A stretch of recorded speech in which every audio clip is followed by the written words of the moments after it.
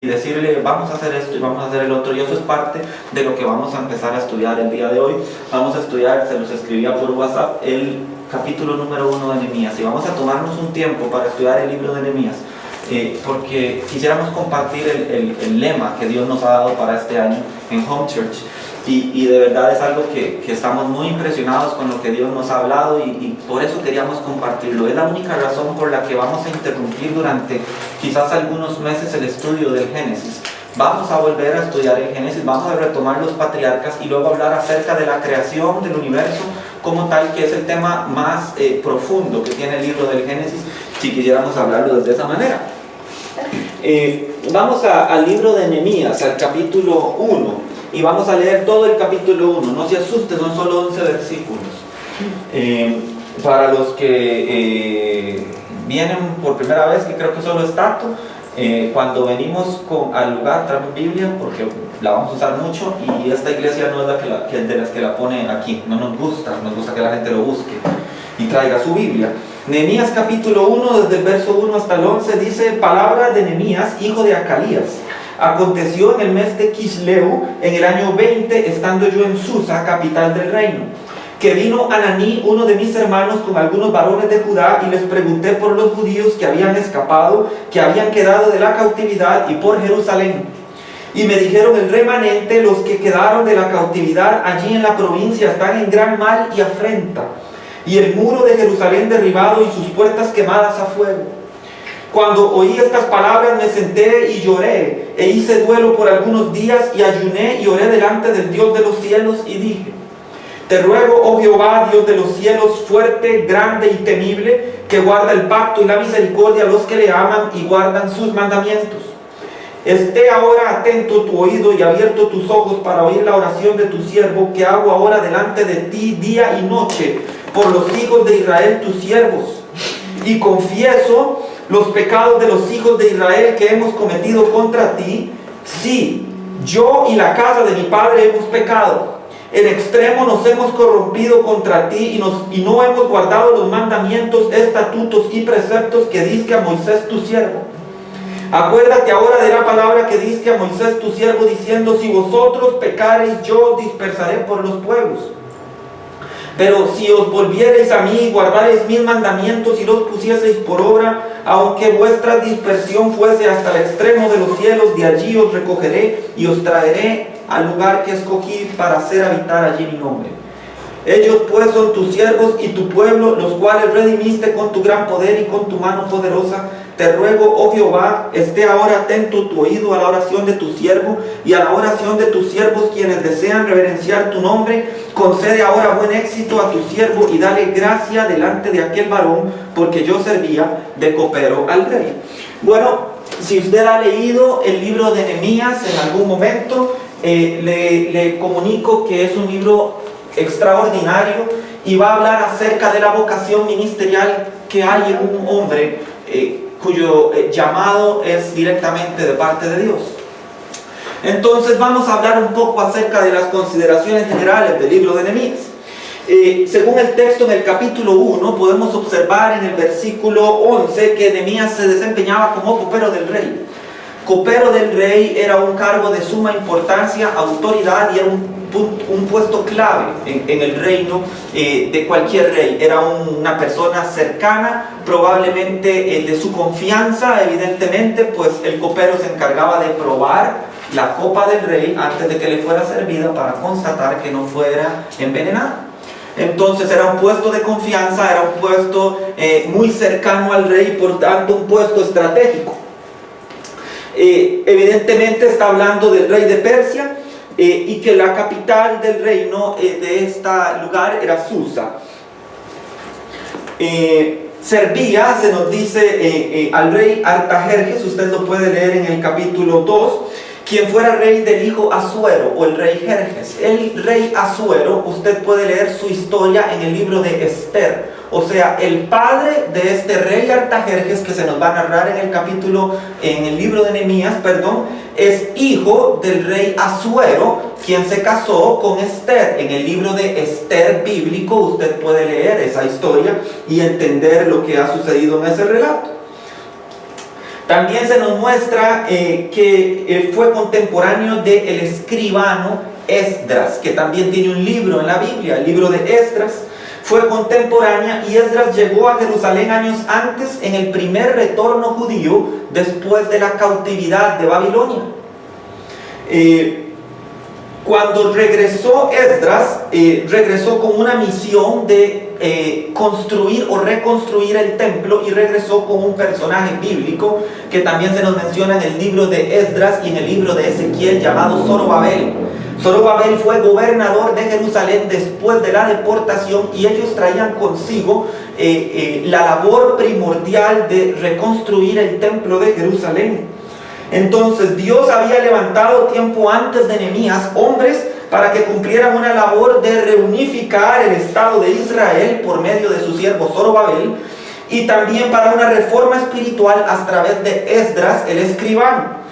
Y aún y a pesar de los esfuerzos de Israel para reconstruir el templo y hacer una reforma espiritual en medio de la Jerusalén acabada y destruida por la deportación a Babilonia, aún hacía falta alguien como Nehemías que fuera levantado por Dios para cumplir la obra de restauración.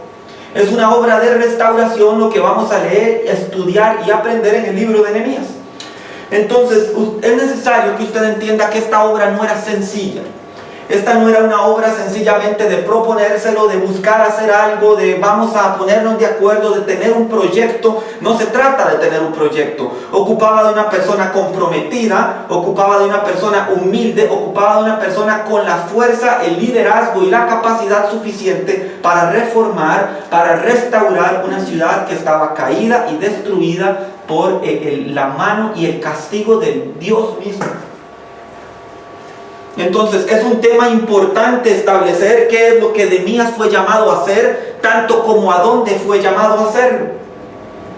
Como lo es aún hoy en día servir al Señor, la obra requiere de hombres sensibles, humildes, sacrificados y dispuestos a darlo todo por amor del nombre de Cristo y de su pueblo.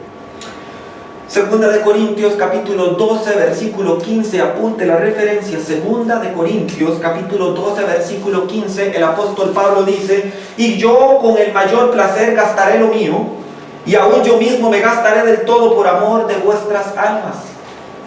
Las palabras del apóstol Pablo bien podrían ser aplicadas a Nehemías en cuanto a su amor y dedicación para con la obra que Dios le encomendó. Y esto precisamente es lo que queremos resaltar en la prédica del día de hoy. Que cuando Dios levanta a alguien para servirle, despierta en él la pasión y el compromiso por hacer su voluntad, no para agradar a hombres, no comprometido con hombres o iglesias o denominaciones, sino comprometido con el Señor. Le voy a ser muy honesto, algo que a mí me ha empezado a molestar de unos años para acá es ver cómo el cristiano se adueña de iglesias y se adueña de ministerios. Y entonces establecen: yo sirvo en tal iglesia, yo sirvo en tal ministerio. Y entonces le ponen un nombre a su obra y lo enclausan y lo ponen de esa manera, como diciendo: yo estoy circunscrito y limitado a hacer mi ministerio únicamente en este lugar. ¿Cómo así? ¿Acaso la iglesia de Cristo es local? La iglesia de Cristo es universal también. Y también me parece increíble que personas consideren y limiten la obra de Dios de esa manera. Solo puedo trabajar en la iglesia X.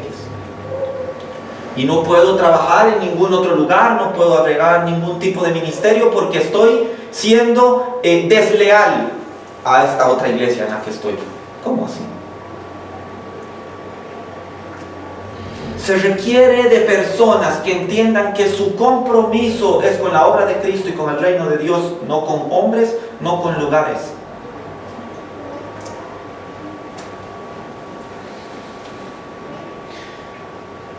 El versículo 1 dice: palabras de Nehemías, hijo de Acalías. Aconteció en el mes de Quisleu, en el año 20, estando yo en Susa, capital del reino. Entonces, para el estudioso bíblico, Nehemías capítulo 1, versículo 1 le va a decir quién, cuándo y dónde. Para los que leen la Biblia y tratan de ubicarse efectivamente en dónde están leyendo y qué están leyendo y por qué lo están leyendo, es importante hacer esas preguntas. ¿Quién está hablando? ¿Dónde está hablando? ¿Y cuándo está hablando? Nehemías 1:1 nos está dando toda esa información. Entonces, las palabras de Nehemías es el empleo que utiliza el escritor del libro para decir estas son las palabras que Dios le reveló o Dios le dio y Nehemías lo está narrando. El uso prácticamente en todo el libro de la primera persona es casi unánime por todos los estudiosos bíblicos que fue Nehemías quien lo escribió.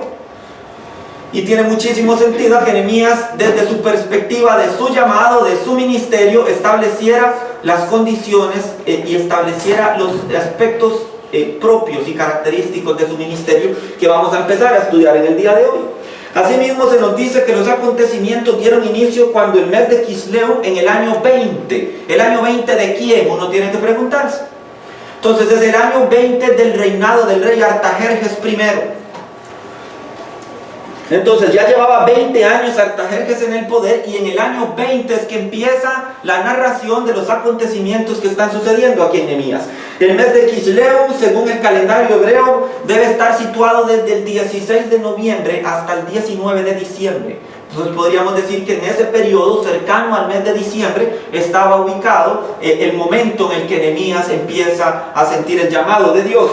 Y evidentemente si era cerca del año 20 del rey Artajerjes, estamos hablando de que podía ser el año 445 a.C. Entonces, como usted puede ver, nos ubica en un espacio de tiempo. Ya tenemos la primera pregunta: ¿quién es el que habla? ¿Cuándo es que habla? Y la pregunta es: ¿dónde suceden los acontecimientos? La tercera pregunta nos dice que es Susa, la capital del imperio persa. Por tanto, aquí entonces tenemos que ver que el libro de Nehemías nos ubica en un contexto histórico y geográfico correcto. Para aquellos que dicen que la Biblia es un libro contradictorio, usted puede encontrar que Nehemías capítulo 1, versículo 1 lo ubica en un contexto histórico correcto. Puede ser rastreado por cualquier historiador, el rey Artajerjes, puede ser rastreado por cualquier historiador el libro de Nehemías, puede ser rastreado por cualquier historiador el personaje de Nehemías, su obra y la ciudad que está llamado a reedificar. Y perfectamente en el tiempo de cuando sucede. La Biblia no es un libro de contradicciones como algunos grupos ateístas se han levantado y han empezado a decir: es un libro lleno de contradicciones. Si se estudiara a profundidad, si la gente profundizara en lo que Nehemías está diciendo, entendería que no es un libro de contradicciones. Entendería que es un libro histórica, geográfica y cultural y antropológicamente correcto. El versículo 2 nos dice que vino Ananí, uno de mis hermanos, con algunos varones de Judá, y les pregunté por los judíos que habían escapado, que habían quedado de la cautividad, y por Jerusalén. Lo primero que podemos ver aquí es el hecho que había judíos en Jerusalén y que otros judíos iban y venían de Jerusalén libremente. Con la designación de judíos que habían escapado y que habían quedado de la cautividad, claramente se refiere a dos grupos específicos. Cuando Nabucodonosor entró a Jerusalén y la destruyó, llevó cautivo a lo mejor que había en Jerusalén. A los jóvenes, a la nobleza, a las mujeres fértiles que podían fecundar, a cualquiera que pudiera ser utilizado en alguna labor de esclavo, en alguna labor física o alguna labor intelectual o de administración, o alguna labor importante, fue llevado cautivo. Y en Jerusalén dejaron todo, literalmente lo que no les servía. Gente vieja o gente inválida, gente tullida, gente discapacitada. Si se quisiera el término, ahora se dice que no se debería utilizar ni el término discapacitado ni impedido, pero quiero que usted entienda lo que trato de transmitirle. En la antigüedad, en el aspecto antiguo, no estaban interesados en llevar algún tipo de persona que pudiera tener un impedimento para trabajar, un trabajo de esclavo. Entonces eso fue lo que quedó en Jerusalén. Entonces cuando dicen los judíos que han quedado y que han escapado, se refiere primeramente a este grupo. un grupo de personas que después de la deportación quedó en Jerusalén porque al imperio babilónico no le importaba o no le servía a este tipo de personas. Y en segundo lugar podemos ver que el rey Ciro de Persia había dado el decreto de que los judíos regresaran a su tierra en el año 537 a.C. Usted puede ir al libro de Esdras, que está antes de Nehemías, al capítulo 1, versículos del 1 al 4, y vamos a leerlo. Dice la escritura: en el primer año del rey Ciro de Persia, para que se cumpliese la palabra de Jehová por boca de Jeremías, despertó Jehová el espíritu de Ciro, rey de Persia, el cual hizo pregonar de palabra y también por escrito para todo su reino, diciendo: así ha dicho Ciro, rey de Persia: Jehová, el Dios de los cielos, me ha dado todos los reinos de la tierra, y me ha mandado que le edifique casa en Jerusalén, que está en Judá. Quien haya entre vosotros de su pueblo, sea Dios con él, y suba a Jerusalén, que está en Judá, y edifique la casa de Jehová, Dios de Israel, la cual está en Jerusalén. Y a todo el que haya quedado en cualquier lugar donde more, ayúdenle los hombres de su lugar con plata, oro, bienes y ganados, además de ofrendas voluntarias para la casa de Dios, la cual está en Jerusalén.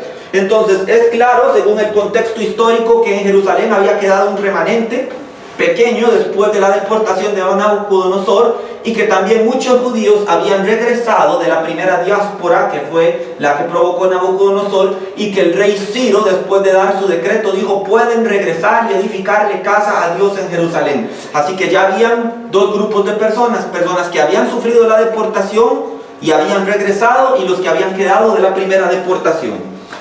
Otro aspecto muy relevante es que Nehemías fue él quien preguntó por el estado de los que estaban en Jerusalén. Esto nos muestra que Nehemías es un verdadero judío. Hay un dicho judío, dice que todo verdadero judío tiene presente a Jerusalén y sus muros. Entonces Nehemías es una persona que está interesado por los suyos, es una persona que está interesado por el bienestar del pueblo de Dios y por la tierra de sus padres. Continúa diciéndonos el versículo 3: y me dijeron el remanente, los que quedaron de la cautividad allí en la provincia, están en gran mal y afrenta, y el muro de Jerusalén derribado y sus puertas quemadas a fuego. Aunque no tenemos, y esto es muy importante, no tenemos datos históricos de la edad de Nehemías al tiempo de la narración del libro de Nehemías, se pueden hacer supuestos que puede ser una persona entre los 30 a los 40 años de edad. Es muy probable que Nehemías fuera un hombre nacido en cautiverio y nacido bajo la deportación que Babilonia hizo, y nacido en la cautividad. Entonces Nehemías sabía muy bien lo que había pasado en Jerusalén, la destrucción. Él había vivido en carne propia o experimentado lo que es nacer bajo una cultura informado acerca de algún evento. Es como si los que hemos nacido del 90 para la fecha y alguien les hablara de internet o de Steve Jobs o de algún evento que a usted le parezca familiar, usted no sepa de qué se trata. O sea, usted ha nacido sabiendo que algo aconteció. Es lo que pasa, y es muy probable que pase con Nehemías. Nehemías nació sabiendo que su condición era la de una persona deportada, y sabía perfectamente de su condición de deportado, sabía del por qué en Jerusalén habían los muros caídos y los muros quemados y estaban en gran afrenta. Entonces la pregunta es: si él sabía eso, ¿por qué pregunta? Y más aún, ¿por qué se conmueve tanto a raíz de esa pregunta? Entonces también tenemos que ir al contexto que nos puede dar la palabra de Dios. La respuesta está también en el libro de Esdras, en el capítulo 4.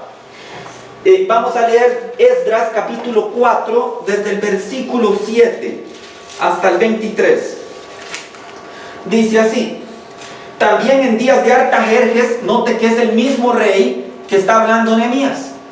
El rey Artajerjes dice: también en días de Artajerjes escribieron Bislán, Mitrídates, Tabael y los demás compañeros suyos a Artajerjes, rey de Persia. Y la escritura y el lenguaje de la carta eran en arameo, una lengua entendible perfectamente por judíos y por babilónicos. Rehum, canciller, y Simsai, secretario, escribieron una carta contra Jerusalén al rey Artajerjes. En tal fecha escribieron Rehum, canciller, y Simsai, secretario, y los demás compañeros suyos, los jueces, gobernadores y oficiales, y los de Persia, de Erech, de Babilonia, de Susa, esto es, los elamitas, y los demás pueblos que el grande y glorioso Asnapar transportó e hizo habitar en la ciudad de Samaria, y las demás provincias del otro lado del río. Y esta es la copia de la carta que enviaron al rey Artajerjes. Tus siervos del otro lado del río te saludan. Sea notorio al rey que los judíos que subieron de ti a nosotros vinieron a Jerusalén y edifican la ciudad rebelde y mala, y levantan los muros y reparan los fundamentos. Aquí hay un aspecto muy importante. Quiere decir que la obra de Zorobabel y de Esdras, cuando regresaron a Jerusalén, aparte de reconstruir el templo y la reforma espiritual que venía con Esdras, parece que levantó el espíritu del pueblo, y la reforma tuvo un subproducto, si se quiere llamar de esta manera, que el pueblo también estaba dispuesto a edificar las murallas. Ahora sea notorio al rey que si aquella ciudad fuere reedificada y los muros fueren levantados, no pagarán tributo, impuestos y rentas, y el erario de los reyes será menoscabado. Siendo que nos mantiene del palacio, no nos es justo ver el menosprecio del rey, por lo cual hemos enviado a hacerlo saber al rey. O sea, fue una carta acusando o calumniando injustamente la obra que los judíos estaban haciendo en Jerusalén. Para que busquen el libro de las memorias de tus padres, hallarás en el libro de las memorias, y sabrás que esta ciudad es rebelde y perjudicial a los reyes y a las provincias, y que de tiempo antiguo forman en medio de ellas rebeliones, por lo que esta ciudad fue destruida. Hacemos saber al rey que si esta ciudad fuere reedificada y levantados sus muros, la región de más allá del río no será tuya. Y el rey envió esta respuesta a Rehum, canciller, a Simsai, secretario, a los demás compañeros suyos que habitan en Samaria, y a los demás del otro lado del río. Saludad y paz, salud y paz. La carta que nos enviasteis fue leída claramente delante de mí, y por mí fue dada orden, y buscaron y hallaron que aquella ciudad de tiempo antiguo se levanta contra los reyes y se rebela, y se forma en ella sedición. Y que hubo en Jerusalén reyes fuertes que dominaron en todo lo que hay más allá del río, y que se les pagaba tributo, impuestos y rentas. Ahora pues, dad orden que cesen aquellos hombres, y que no sea esta ciudad reedificada hasta que por mí sea dada nueva orden. Esto es muy importante, porque Artajerjes, el rey al que sirve Nehemías, años antes había prohibido que se reedificara el muro.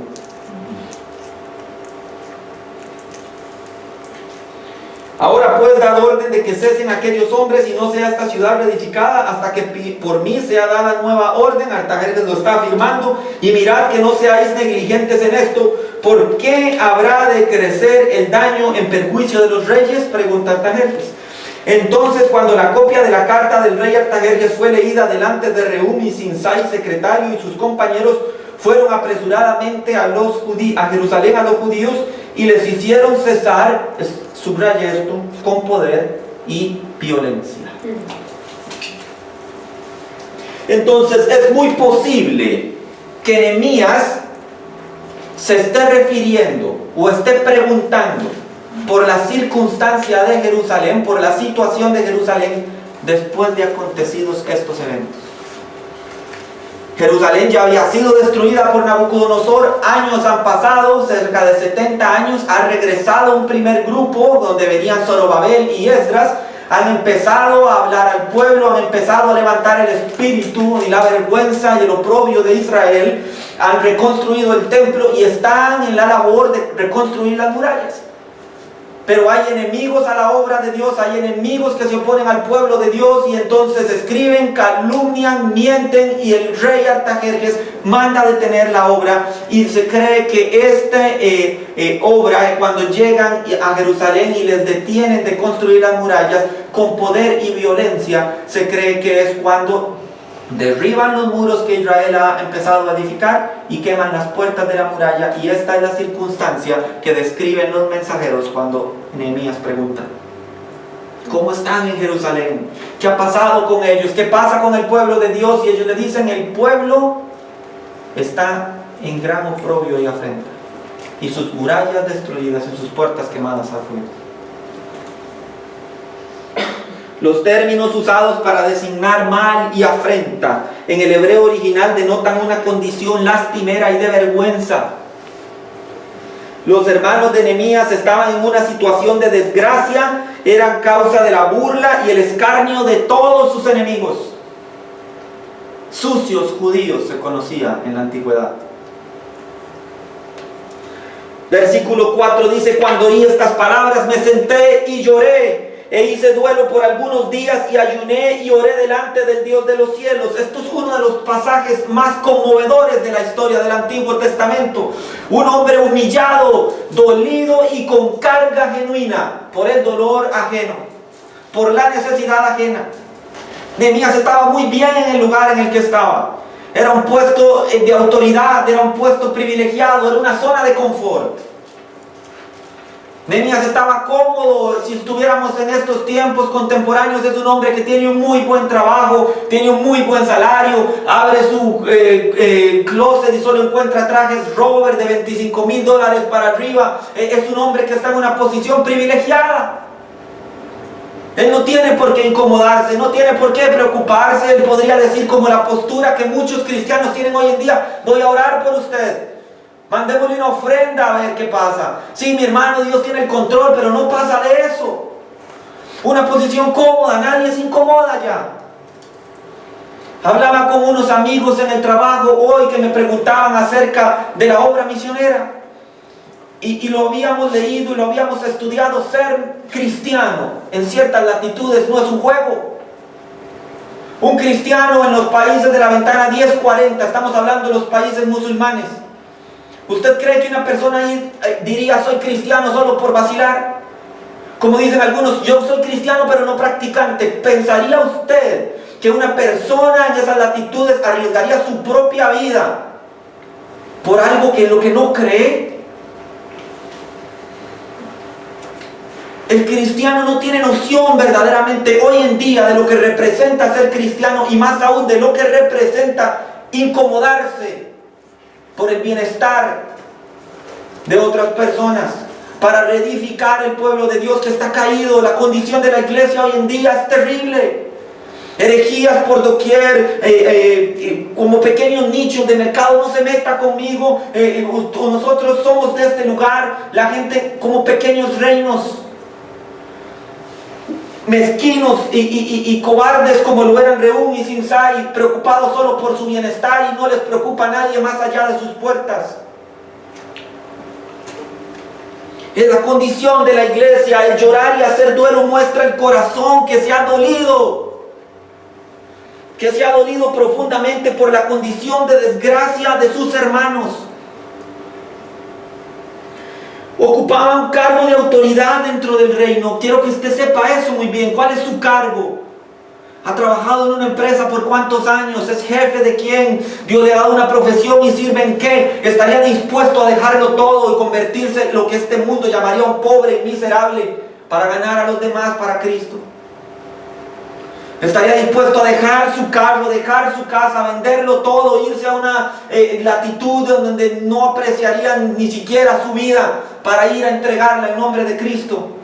¿Qué clase de cristianismo se ha convertido en estos días? Que solo piensa en sí mismo, en sus comodidades. No, yo no puedo ir a darle comer a los indigentes porque mañana trabajo, porque tengo otra cosa, porque no me nace, porque no es mi ministerio. Nehemías no tenía por qué moverse de su posición.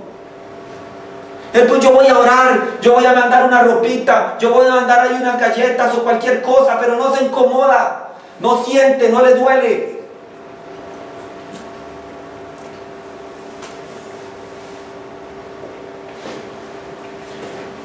¿Alguna vez ha llorado usted por el dolor ajeno? Por algo que no sea dentro de su círculo de familia. Que usted vio algo que lo conmovió y le dolió en su corazón. Por los miles de millones de personas que mueren sin conocer de Jesús. ¿Alguna vez te has conmovido acaso por el dolor y la vergüenza? ¿Te ha dolido el pecado, la mundanidad y la apostasía en que está cayendo la iglesia de Cristo en estos tiempos? ¿Has sentido celo por la obra de Dios? La Biblia no registra que los mensajeros que llegaron a darle las nuevas a Nehemías lloraran. ¿Por qué solo Nehemías lloró? ¿Por qué solo Nehemías oró? ¿Por qué solo Nehemías sintió el dolor y la vergüenza que sentían sus hermanos? Estos judíos venían de Jerusalén. Habían visto la desgracia, habían visto la vergüenza, habían visto las puertas quemadas, las murallas caídas, y en ellos no había ni una lágrima.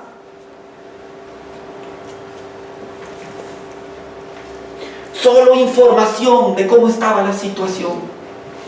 Eran portadores de información. Ellos no tenían parte en el ministerio, sabían del mal, pero no tenían un corazón sensible. No habría misericordia en sus corazones.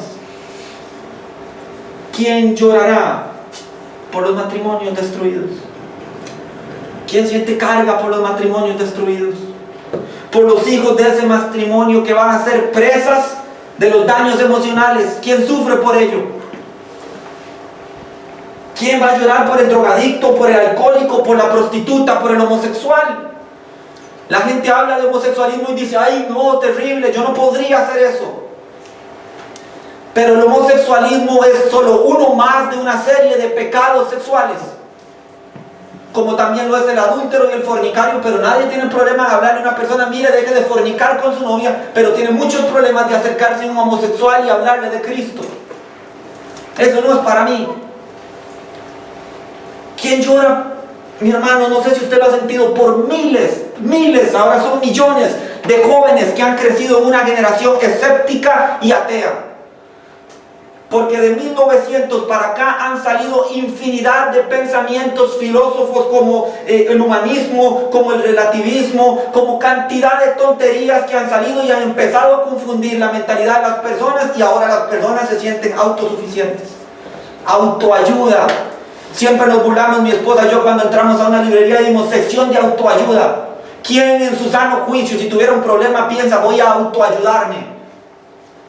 Si los psicólogos de verdad supieran de eso, prohibirían que se escribieran libros de autoayuda. Dice, porque si pueden autoayudarse no vendrían a mí. No existe la autoayuda, lo que existe es una enorme sed y hambre de Cristo. Pero nadie va a ello, nadie siente la necesidad, nadie llora. Ya nadie siente ese celo. Yo quiero ir a hablarle a estas personas acerca del verdadero Cristo. De los miles cerrarán sus ojos y sus oídos espirituales, pero quizás uno, quien Dios tenga predestinado para salvación, quizás uno crea, a través del testimonio, a través de la obra, a través de alguien que sintió la necesidad y se levantó. Pero Nehemías no solo lloró, no permitió que un momento de emoción definiera la situación, un sentimentalismo fugaz de un momento en que se distrae al prender el televisor. Ay, sí, qué terrible los homosexuales, mira, están dando cheaters.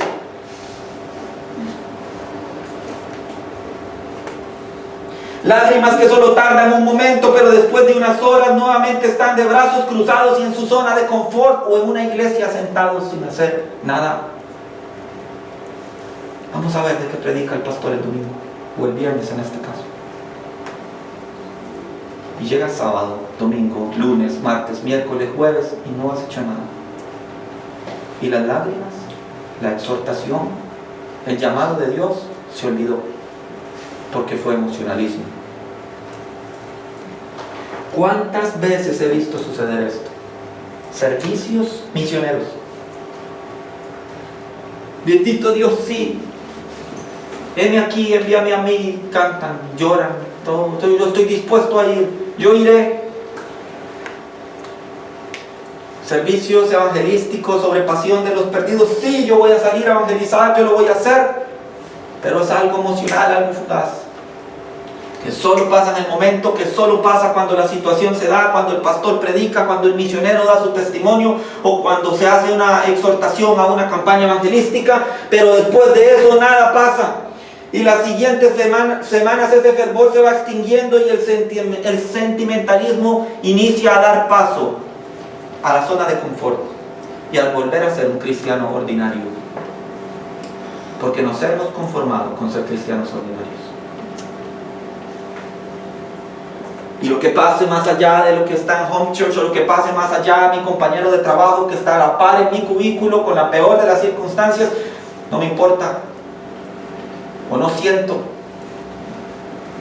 Cristianos que llevan 10, 15, 20 años de ser cristianos y aún no se han ubicado en qué ministerio Dios los quiere usar. Que aún cree que ser cristiano es nada más uno de los privilegios que tenemos en esta zona. Y es un privilegio, pero una responsabilidad también. Pero Nehemías no solo lloró, sino que buscó el consejo de Dios en la disciplina espiritual del ayuno y la oración. En estos tiempos de doctrinas peligrosas, de engaños televangelísticos, de comercio de la fe, la iglesia de Cristo casi ya no sabe lo que es el ayuno y la oración. La gente me dice, explíqueme qué es el ayuno. ¿Cómo que no sabes? Hay que ayunar, podemos ayunar en este tiempo. ¿Cómo es posible que no sepas? Quiero darle algunas premisas acerca del ayuno y la oración. No puede haber ayuno sin oración. No puede haber ayuno sin oración. Puede haber oración sin ayuno, pero no puede haber ayuno sin oración. Porque sería una huelga de hambre. Y si por medio de huelga de hambre puedo alcanzar espiritualidad, miles de millones de niños en África que no comen en días, en semanas, serían más espirituales, y cuidado si no lo son, que la iglesia de Cristo en esta zona, en este lado del hemisferio. El ayuno no es una huelga de hambre. El ayuno no es sencillamente dejar de comer, porque la gente no entiende, porque no vislumbra que esto tiene una aplicación espiritual. Cuando una persona decide y dice voy a ayunar, es para buscar la voluntad de Dios y quitar su mirada de las cosas terrenales y de las necesidades físicas para buscar la voluntad y el consejo de Dios respecto a algo. No sencillamente dejo de comer porque dejo de comer y para que Dios vea cómo me sacrifico y cómo me autoflagelo y me torturo. Es para dejar de pensar en mí por un momento y empezar a pensar en qué quiere Dios. En eso consiste el ayuno. Esa es la herramienta trascendental cuando hablamos de ayuno. Y por eso Nehemías entiende qué es lo que tiene que hacer. Está bien, lloré, está bien, sentí la carga, me dolió en extremo lo que me acaban de decir respecto a mis hermanos, pero no me quedo solamente con ese sentimiento, esperando que ese sentimiento dure durante toda mi vida y toda una vida pase llorando y angustiado y dolido por las circunstancias en que están mis hermanos. Porque si solo lloras no haces nada. Mas si empiezas a tomar decisiones y pasos de fe, pasos espirituales correctos, le vas a agregar a la carga y al dolor por la circunstancia de las personas el consejo y la voluntad de Dios. Entonces fuiste a darle de comer a los indigentes para aplicarlo en algo que todos entienden.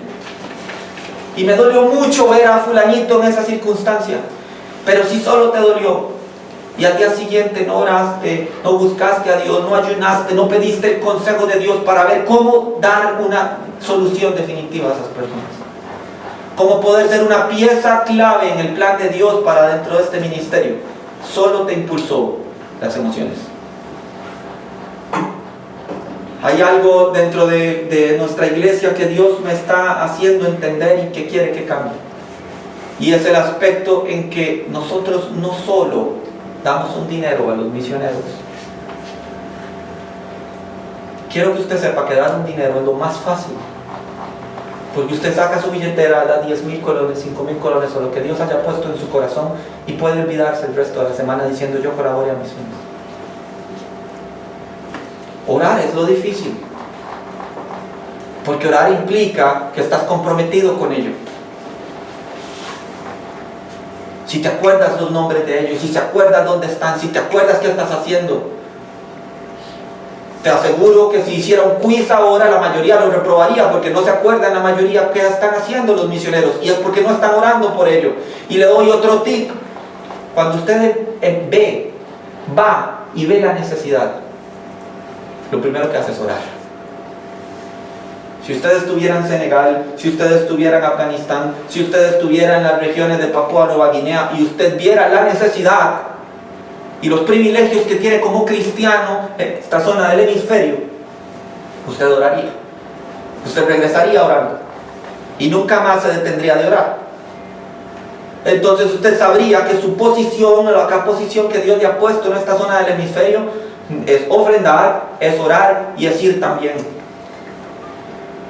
Y con la ayuda de todos y principalmente con la ayuda de Dios queremos levantar un presupuesto para misiones misioneras a corto plazo. Que todos entendamos que es estar en Papúa Nueva Guinea. Que todos entendamos que viven los que dicen ser cristianos fuera de nuestra zona de confort.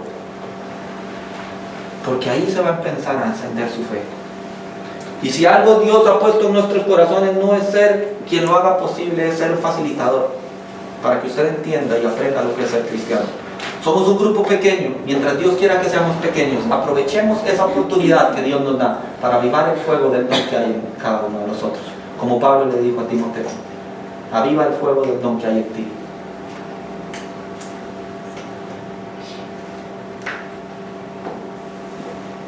Hay algunas personas también que piensan que el ayuno es hacer que Dios les haga un favor. Voy a orar para que Dios me haga el favor que estoy esperando. El ayuno no es para cambiar a Dios, es para cambiarlo a usted. El ayuno es para que usted pueda ver cara a cara a Cristo. Y cuando usted ve cara a cara a Cristo, usted no vuelve a ser igual. Pero la gente que voy a ayunar para que Dios me dé una iglesia, voy a ayunar para que Dios me dé un lugar donde reunirme, voy a ayunar para que Dios nos dé las sillas, voy a ayunar por esto, voy a ayunar por lo otro. El ayuno no es un instrumento para forzar el brazo de Dios, es un instrumento para buscar su voluntad y obedecerla. Es un instrumento para buscar la voluntad de Dios y obedecerla.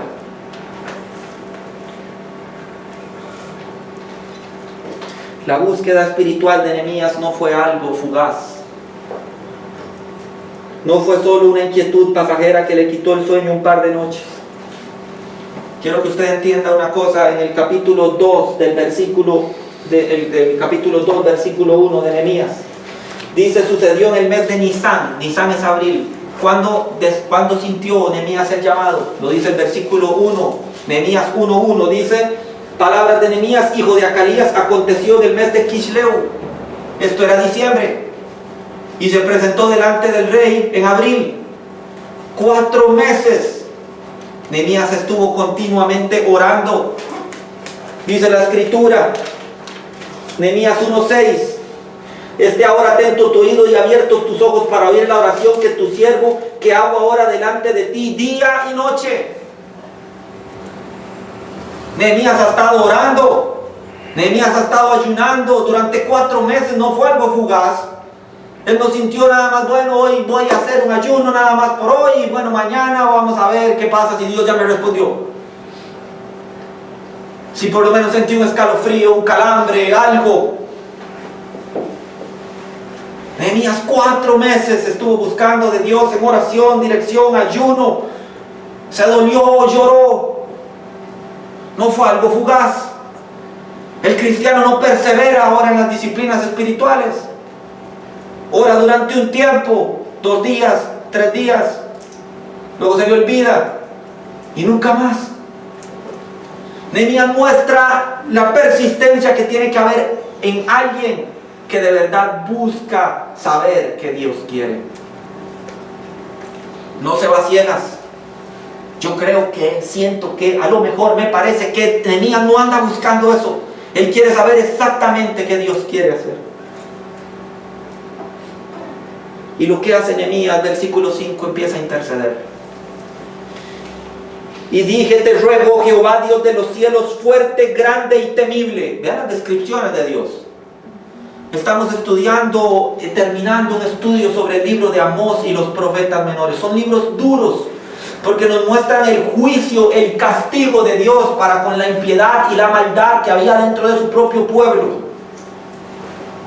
Y cuando la gente lee esto, les soy muy honesto, la sensación, y creo yo que la intención de la palabra de Dios al mostrarnos libros tan fuertes, es mostrar a un Dios santo con el cual no se juega.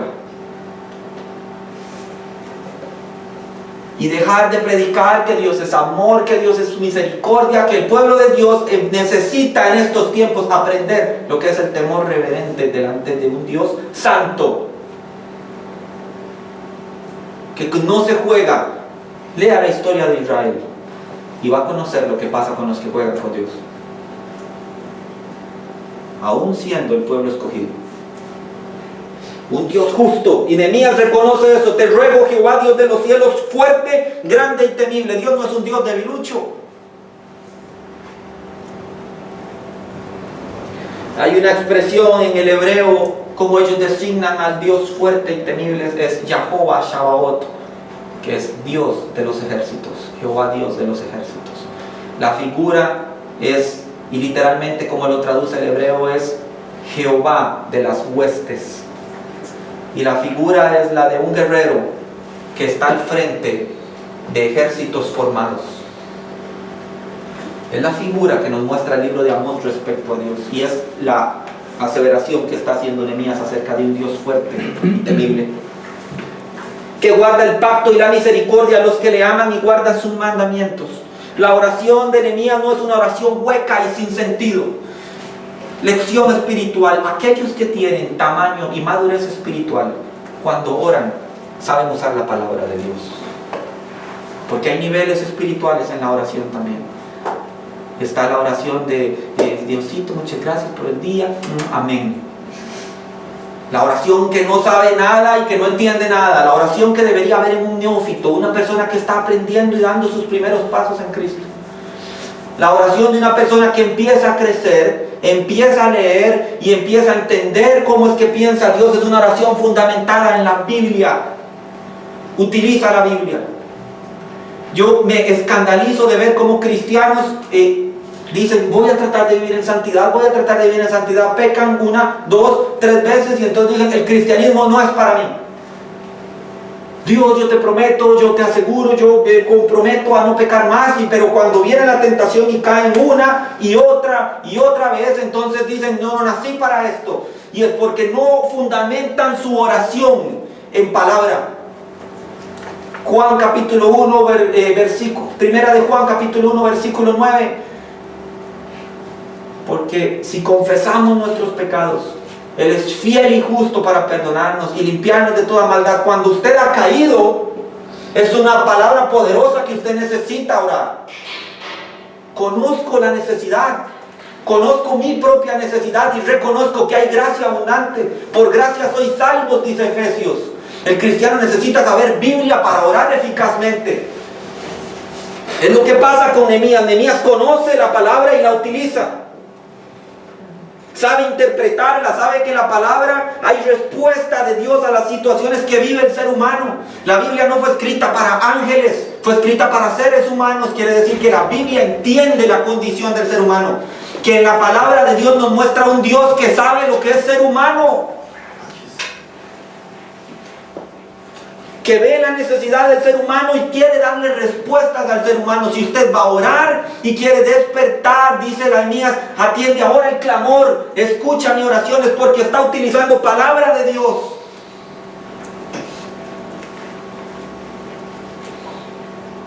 Aboga la palabra para clamar a Dios con un fundamento genuino.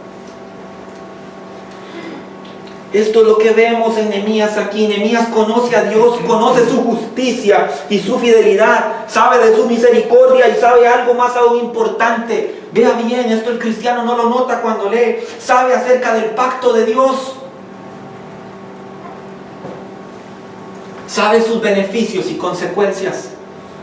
Cualquier judío correctamente instruido en la Torá sabría acerca del pacto, ¿o no?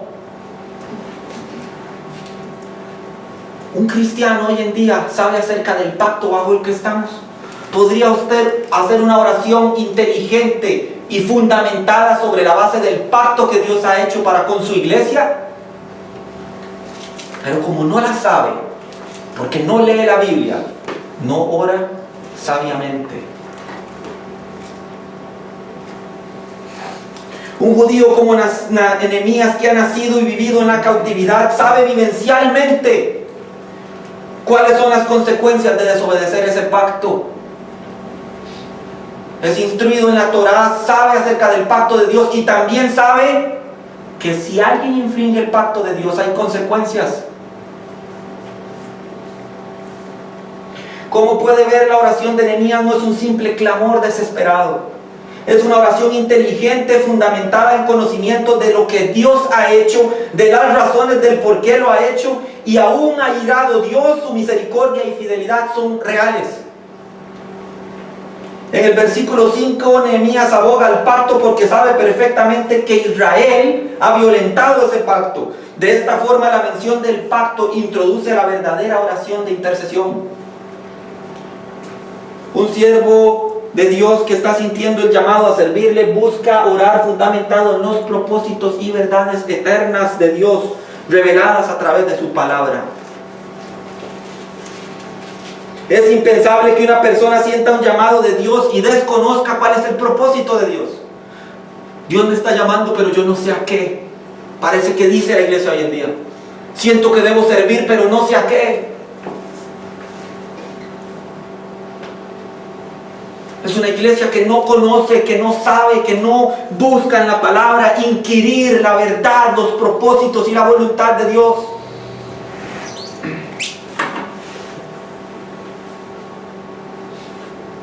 Versículo 6, esté ahora atento tu oído y abiertos tus ojos para oír la oración de tu siervo que ahora hago delante de ti día y noche por los hijos de Israel, tus siervos. Y confieso los pecados de los hijos de Israel que hemos cometido contra ti. Sí, yo y la casa de mi padre hemos pecado. Nehemías se incluye. No solo dice aquellos que pecaron, yo me acuerdo de la pecaminosidad de la monarquía hebrea y por ahí, con toda razón, por eso ejecutaste las consecuencias del pacto. Nehemías se incluye. Jehová, Dios de los cielos, utiliza. Y su relación con el pacto del versículo 5, indudablemente en el versículo 6, debe llevar al punto de la confesión. La confesión es un elemento de enorme importancia en la oración. No puedes abogar a los beneficios del pacto si has quebrantado el pacto. No puede usted abogar, Dios, en tu pacto dice que nos vas a regresar si sabes y no has confesado la razón por la cual Dios te mandó lejos.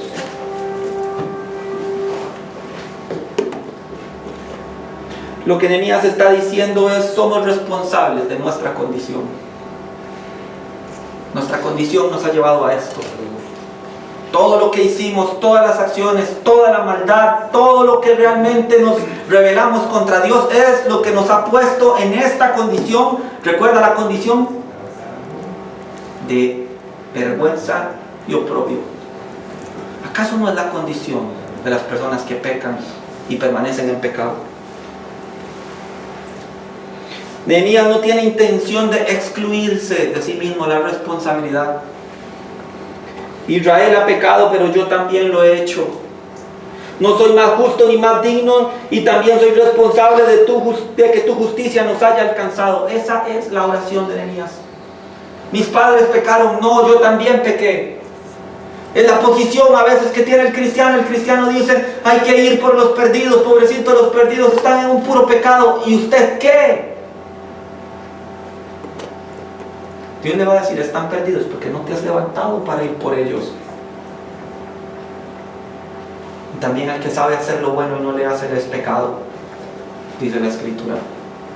Pero decimos: sí, bueno, queremos Costa Rica para Cristo, lo cual es una utopía absurda orar por eso. Porque si toda Costa Rica pudiera ser para Cristo, querría decir que cada persona que está en esta zona territorial tendría que confesar a Jesucristo como su Salvador y volverse de sus malos caminos. No es correcto y no es real. La próxima semana vamos a hablar sobre la planificación de la obra. Y también vamos a hablar acerca de lo que muchas personas irresponsablemente dicen que es un ministerio al cual Dios no los ha llamado.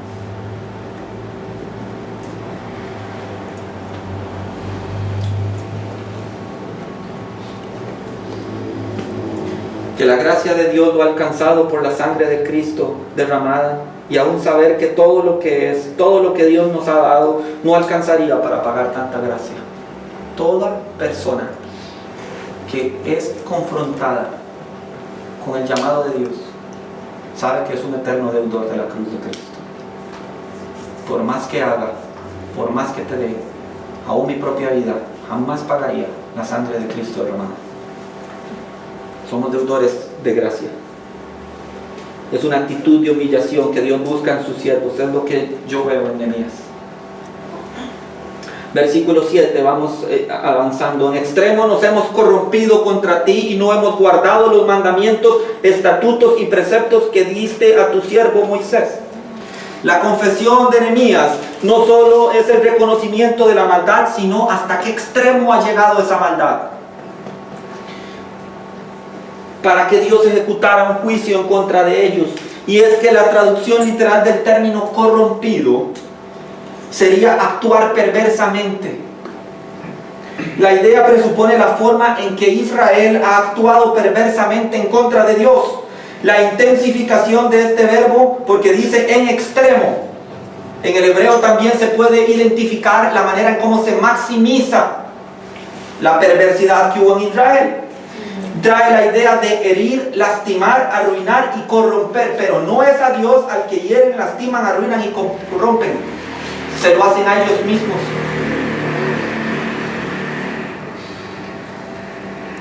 Todo Israel se lo ha hecho a sí mismo, y la forma en que lo ha hecho es no guardar los mandamientos que Dios dio a Moisés, o sea, el pacto con el cual puntualmente Nehemías está orando. Empieza a entender una oración fundamentada en la Biblia, en la palabra de Dios. No omito detalle.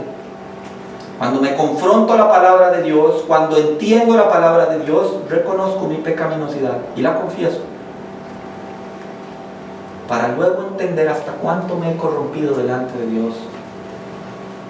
Eso evidentemente me tiene que llevar a una conclusión respecto a lo que yo soy y a lo que Dios es. El empleo de términos sinónimos, porque probablemente, y algunas personas me han preguntado, ¿hay una distinción entre mandamientos, estatutos y preceptos? La respuesta es que no.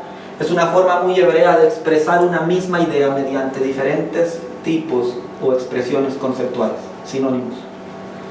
Y si usted quiere entender cómo la Biblia funciona y cómo la Biblia continuamente utiliza diferentes términos para referirse a sí misma, léase todo el Salmo 119. Que por by the way es el salmo más extenso de la Biblia, pero va a aprender de él. Una verdadera oración intercesora reconoce y entiende que toda rebelión del hombre contra Dios nace de un corazón perverso. Para aquellos que dicen, yo no soy tan malo, si la verdad es que yo no ando matando a nadie, yo no ando robando, es la típica expresión de la persona que se autojustifica. Pero ¿contra quién te comparas? Te comparas contra el asesino serial, contra el estafador, contra los ladrones, que los peor calaña, te comparas con ellos. Pero si te compararas con la santidad de Dios, te darías cuenta que eres pecador y dejarías ese mal hábito de autojustificarte. Yo no soy tan malo. Toda rebelión en contra de Dios nace de un corazón perverso que necesita ser limpiado y que necesita ser transformado. Cuando un siervo de Dios se para en la brecha para interceder por la maldad y el pecado del pueblo de Dios, debe entender que solo abogando la misericordia de Dios puede haber verdadero arrepentimiento y posterior restauración. Sí, nos hemos rebelado contra ti y te pedimos que nos perdones. Versículos 8 y 9. Acuérdate ahora de la palabra que diste a Moisés tu siervo, diciendo: si vosotros pecareis, yo os dispersaré por los pueblos, pero si os volviereis a mí y guardareis mis mandamientos y los pusieseis por obra, aunque vuestra dispersión fuera hasta el extremo de los cielos, de allí os recogeré y os traeré al lugar que escogí para hacer habitar allí mi nombre. La frase acuérdate ahora no atribuye que Dios se olvida por aquello. Que hay personas que dicen, acuérdate, ves que Dios se olvida. Dios no se olvida. Es una frase lingüística y muy hebrea para traer a memoria o traer a colación o a diálogo una circunstancia. Nehemías hace mención por las iniquidades de Israel. Dios ha ejecutado la dispersión. Esta condición del pacto, vea, esto es importante. Nehemías sabe que Israel ha pecado. Y también sabe que Dios ya ha ejecutado la sentencia por pecar en contra de él. Entonces el pacto se ha ejecutado de la manera correcta.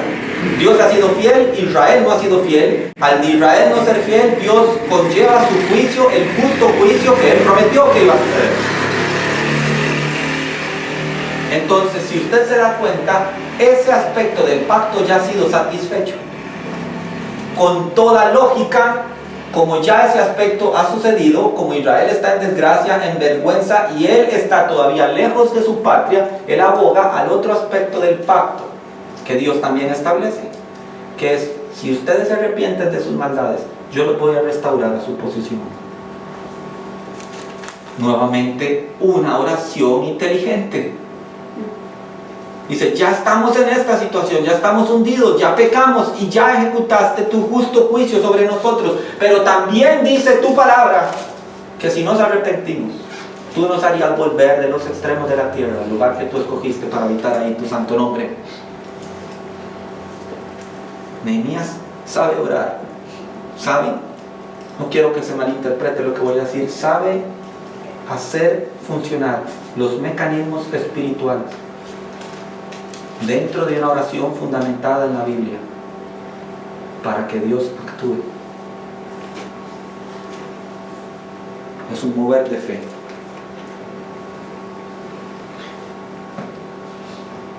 Versículo 10.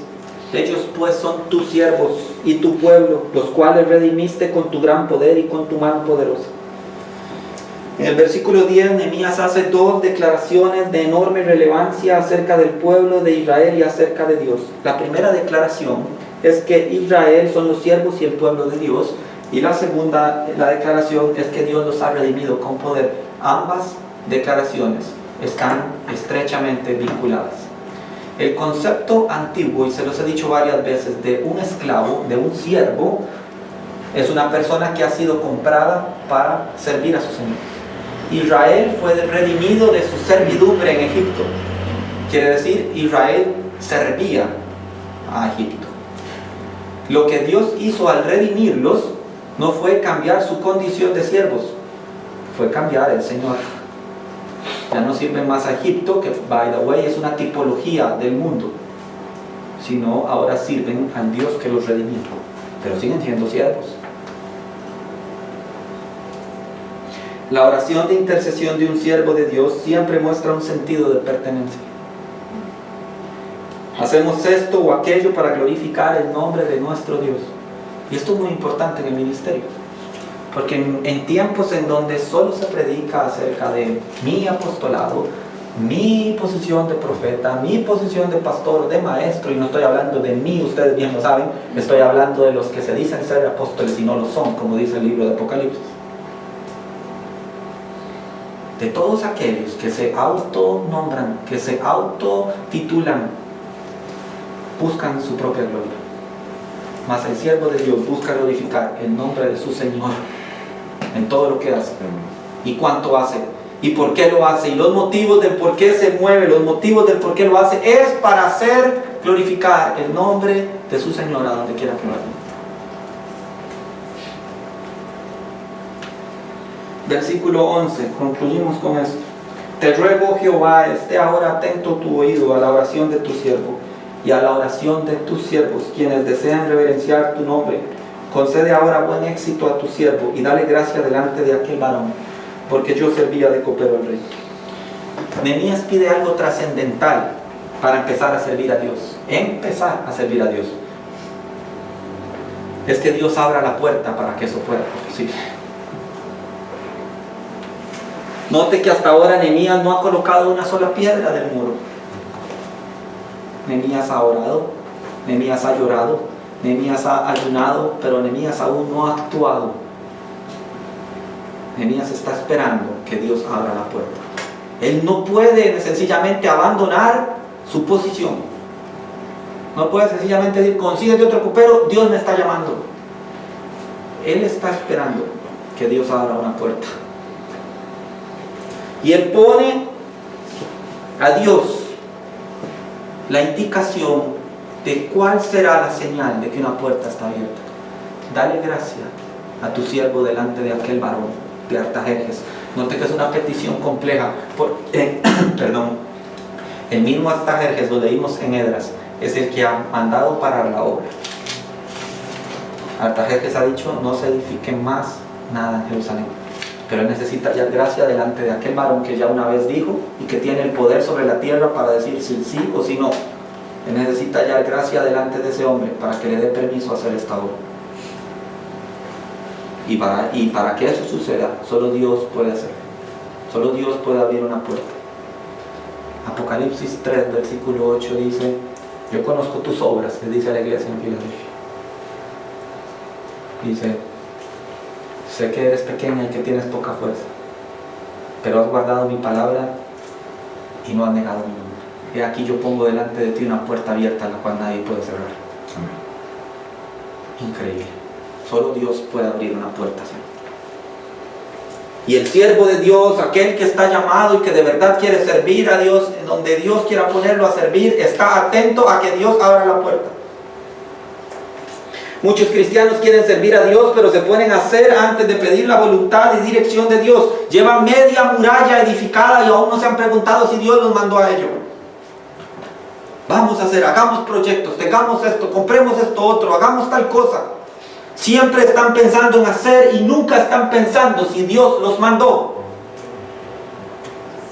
Todo el mundo tiene un proyecto, todo el mundo tiene algo que dice: yo creo que esto es lo que me toca. En mis años sirviendo al Señor, que aunque usted me puede ver medio joven, no son pocos, llevo muchísimos años de haber entregado mi vida al Señor, y desde que entregué mi vida al Señor le he servido.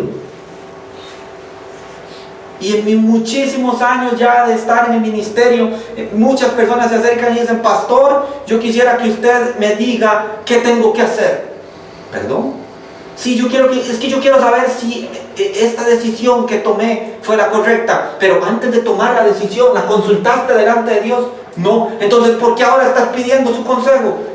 Hice antes de preguntarle, y hasta cuando tengo el agua hasta el cuello, ahora sí se me ocurre preguntarle si era su voluntad. Así actúa el cristiano, ¿o no? Porque es terco. Él dice: yo hago mientras tenga fuerza, mientras tenga posibilidades, yo voy a seguir intentando. Es la persona que está hasta el cuello en deudas, está hasta el cuello con problemas financieros, está hasta el cuello con cualquier circunstancia, y mientras todavía tenga una posibilidad, sigue haciendo y haciendo y haciendo. Y quizás Dios le dice: detente ya y déjame a mí hacer. Pero como nunca le consultó, no sabe. Y se sigue preguntando: Dios me mandó, ¿será que tengo? ¿Será que si oro? ¿Será que si ayuno logro hacer que Dios cambie las cosas? Tenías que ayunar y tenías que orar antes de tomar la decisión. Decisiones trascendentales se toman en oración, en ayuno. ¿Con quién me voy a casar? ¿Dónde voy a estudiar? ¿Qué voy a estudiar? ¿A qué me voy a dedicar? Si le voy a servir al Señor, ¿en qué le voy a servir? Decisiones que definen al ser humano de por vida.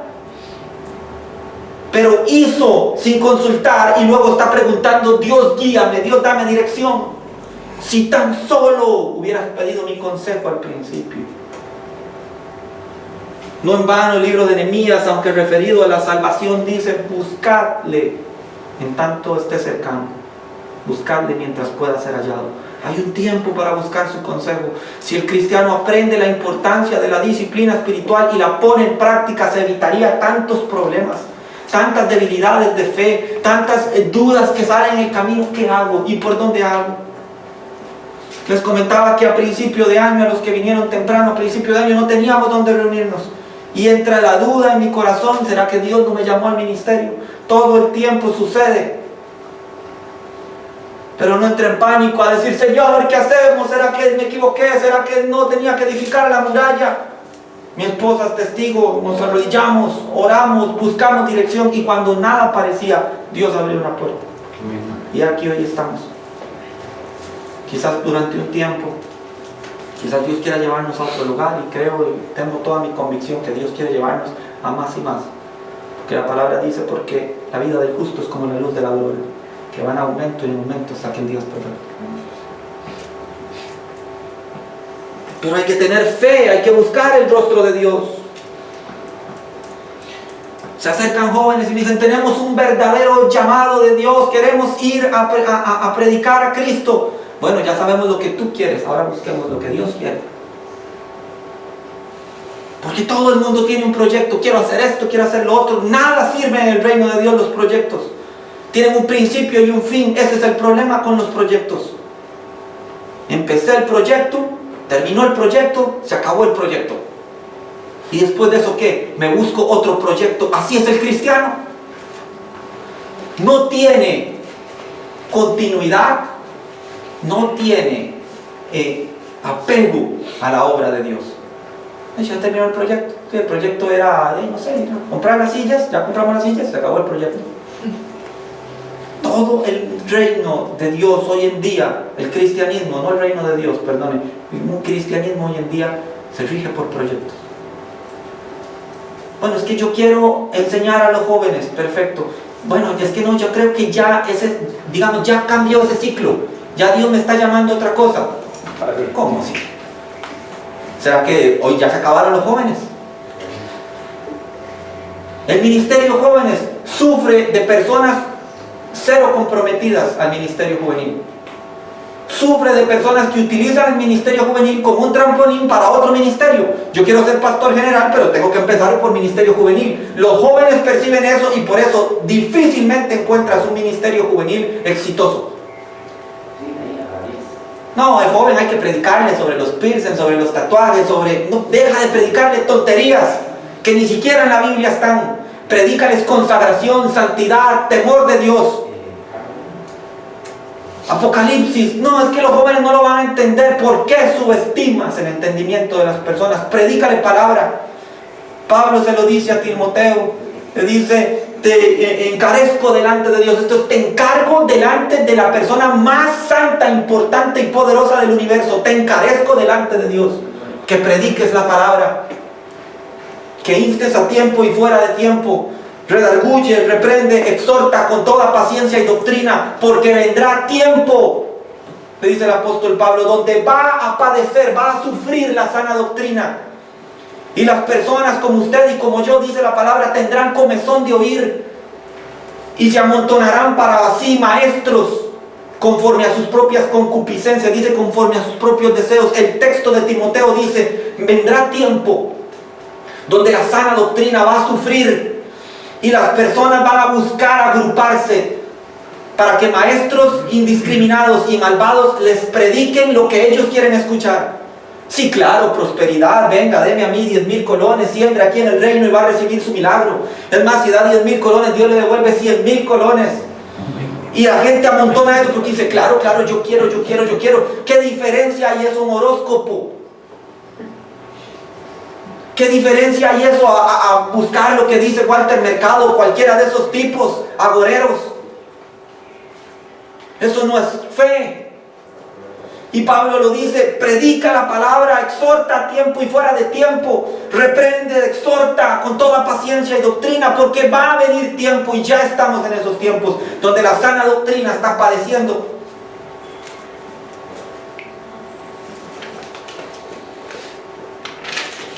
Está bien querer hacer, pero los planes y las buenas intenciones está lleno el infierno. Es que yo tenía buena intención. Dijo Hitler, yo quería edificar el Tercer Reich. Sépalo. De planes y buenas intenciones está lleno el infierno. No queremos planes ni buenas intenciones. Queremos personas con propósitos, obedeciendo la voluntad de Dios. Esto no es una vida con propósito de Rick Warren. Esto es palabra de Dios. No buscan qué propósito, por qué estoy aquí, para qué estamos aquí. De eso no se trata. Ya está aquí, no se pregunte para qué estoy. Busque en Dios dirección para que Dios lo ponga donde Dios quiere maximizar sus dones, sus potenciales. Deje de estar pensando que un librecito le va a dar una receta mágica. No andamos buscando recetas mágicas, andamos buscando que Dios nos coloque en el lugar. Ese es el lema que Dios nos ha dado en este año y queremos predicar, y es la única razón por la que interrumpimos nuestra predicación del libro del Génesis. Es encuentra tu lugar en el muro. Encuentra tu lugar en la obra de Dios. ¿Para qué soy útil? ¿Para qué le puedo servir? Todo cristiano, después de aceptar, reconocer el señorío de Cristo en su vida, quiere servirle. Soy un siervo, no soy un esclavo. Un esclavo trabaja para su señor. Imagínense que usted es el señor y hay otra, no el señor, no el rey de reyes, un señor, un amo, un capataz, un jefe.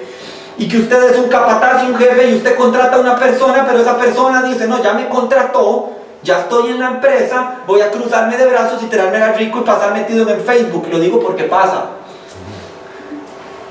¿Qué diría usted? Flojo, haragán. ¿Qué dice Cristo acerca de ellos? Siervo malo y negligente es lo que utiliza la Biblia para decirlo. Así que si crees que ser cristiano es venir nada más a escuchar, te equivocaste. El cristiano también encuentra su lugar en el muro y hace. Porque en el reino de los cielos no hay lugar para los vagos.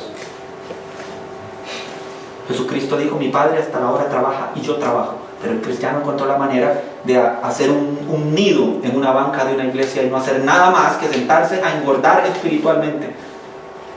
Y nada más. Si eso pasó, o si eso ha pasado a algunos de nosotros, algo en su relación con Dios se ha quebrado. Dios quiere utilizarlos. Encuentra tu lugar en el muro. Pero hay algo acerca de Home Church también.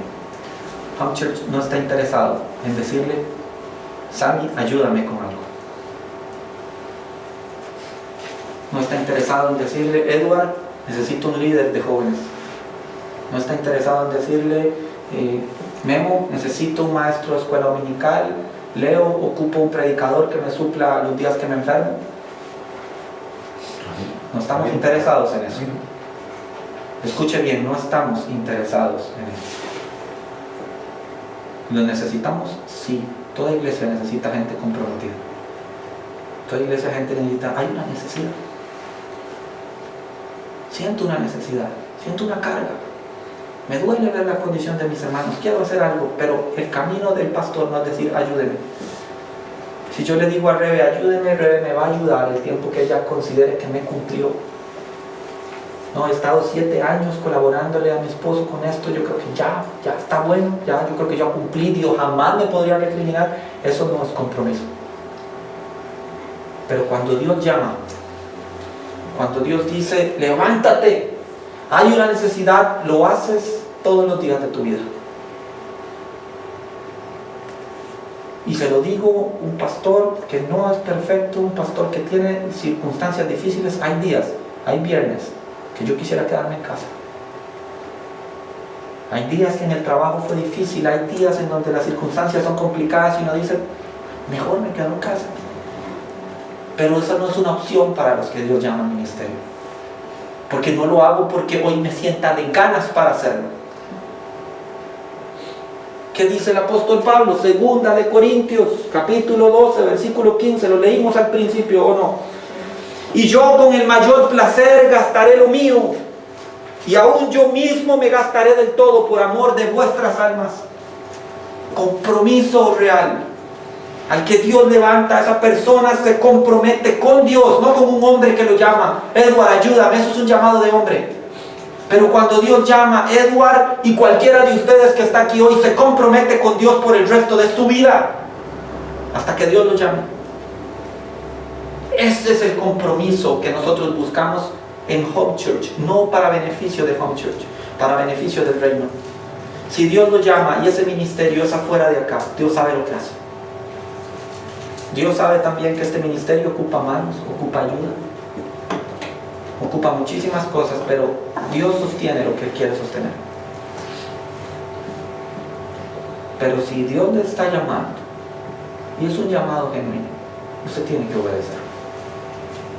No se puede quedar sentado en una banca, bueno, vamos a ver otro viernes más que tiene David para darme. Encuentre su lugar en el muro.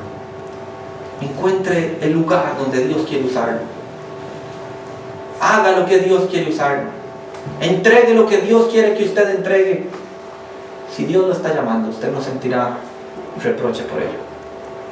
Todo lo que renuncié para servir al Señor, eso no pasa. todo lo que perdí por servir al Señor. Hay una necesidad. Hay gente que muere afuera, sin Cristo.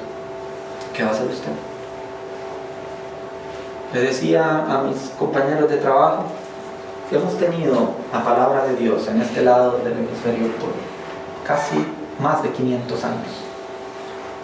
¿Qué hace el cristianismo hoy en día con ella? Vamos el viernes a ver qué dicen de ella. La traigo bajo el brazo, si es que la traigo. ¿Y qué más? Necesitamos hacer algo más, necesitamos encontrar el lugar en el muro. Este es el año. Si no, ¿cuándo? Hay un dicho que dice, ayer dije mañana. Mañana. Hay una canción de, no recuerdo el grupo, Hormigas, no, Rescate. Tomorrow, mañana, quizás no tendrás. No dejes para mañana lo que puedes hacer hoy. Que mañana no diga, me debí haber levantado ayer. Encuentre su lugar en el mundo. Vamos a orar. Padre, gracias te damos por un viernes más. Señor, gracias. Has traído a tu iglesia y a tu lugar donde tú quieres que estemos y las personas que tú quieres que nos acompañes. Gracias por cada milagro, gracias por cada puerta abierta que has permitido para este ministerio. Eres tú el que lo sostiene, no soy yo, no es la persona que venga después de mí, no es nadie más que la mano poderosa de Dios sosteniéndonos, no es nada más que nuestro Dios verdadero, obrando para beneficio de tu reino. Y si tienes este lugar abierto, si tienes esta posibilidad abierta, no es para que perdamos el tiempo.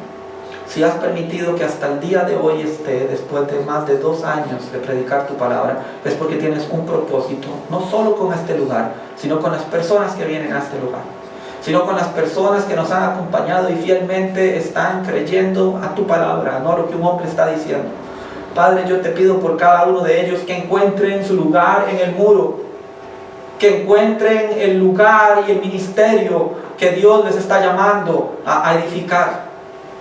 Que puedan ser obreros capacitados, que no tienen de qué avergonzarse, sino que usan rectamente la palabra de verdad, como dice tu palabra en Timoteo. Señor, yo te pido porque cada uno de ellos entienda que hay un sentido de urgencia, que es ya y no mañana, que quizás mañana no tendremos, que si Cristo viene o si mañana estamos delante de tu presencia, Padre, que podamos decir sin reproche, como dijo Nehemías, tómame en cuenta para mi bien todo lo que he hecho para tu pueblo.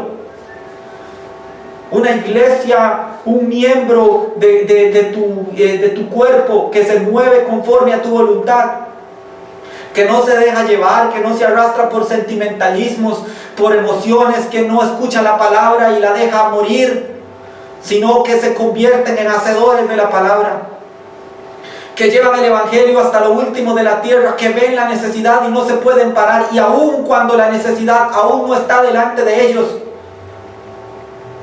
Señor, llévalos y constituye ministerios. Hay personas que me han dicho, ¿y para qué si aún, para qué vas a estudiar teología si no tienes iglesia? Señor, que ellos entiendan exactamente que tú tienes un propósito que a veces nuestros ojos no ven. Que no se trata de la iglesia a la que sirvo, se trata del Dios al que sirvo. Por favor, Padre, despedaza cualquier pensamiento de pertenencia a un lugar y a un ministerio. Hay gente que dice que yo solo puedo hacerlo en este lugar. Y entonces las iglesias se convierten en nichos que solo de la puerta de la iglesia hacia adentro y nada hacia afuera. Y hay tantas cosas, tantas ideas, tanta proactividad, Señor, y creatividad que podría tener tu iglesia hoy para buscar a los que nunca han escuchado de tu palabra, a los que están en desgracia, a los que están en miseria, como dice la palabra en el libro de Nehemías, a los que están en gran mal y afrenta. A los que la vergüenza del pecado, a los que la ruina del pecado tiene su vida en el suelo. Y a esas personas somos llamados los cristianos. Esto no es un juego. Padre, yo te pido por cada uno de ellos, levanta ministerios juveniles, levanta ministerios de matrimonios, levanta ministerios misioneros, levanta ministerios de acción social y de caridad, levanta ministerios evangelísticos, levanta ministerios pastorales de enseñanza. Padre, necesitamos manos en la obra. Y si la iglesia no se levanta hoy, ¿quién se levantará? Si la iglesia no hace algo hoy, si no hay alguien que llora, si no hay alguien que ayuna, si no hay alguien que ora, ¿quién lo va a hacer? Dice tu palabra en Isaías, he aquí, ¿quién irá por nosotros? Dice la Santa Trinidad acerca de la necesidad, no hay nadie que dice, heme aquí. Pero Padre, si te podemos servir en algo, si en algo somos útiles, te queremos decir, cuenta con nosotros. Yo lo quiero hacer, no tengo toda la formación, no tengo todas las capacidades. Como dice tu palabra, somos pequeños y tenemos poca fuerza, pero hemos guardado tu palabra y no hemos negado tu nombre. Y queremos que en tiempos de herejías, en tiempos de apostasías, en tiempos donde muchas iglesias han perdido el rumbo, Home Church se convierta en una luz, en donde Cristo brille, no la iglesia, Cristo brille. Y que las personas que tú tengas para agregar a este ministerio entren acá. Y las que no tengan que estar, Señor, también apártalas. Te lo pedimos en el nombre de Jesús. Haz con tu iglesia lo que tú quieres. No somos nosotros los dueños de ella. No somos nosotros los que rigen en este lugar. Es tu Santo Espíritu. Y queremos que tu Santo Espíritu tenga preeminencia en cada corazón, en cada ministerio. Padre, esto es importante. Esto no es un juego. Si fuera un juego hace tiempo habría perdido gracia. Pero lo que tú haces permanece para siempre. Y queremos pedirte que hagas en cada corazón y levantes y despiertes en cada corazón un sentido de pertenencia, un sentido de compromiso para contigo.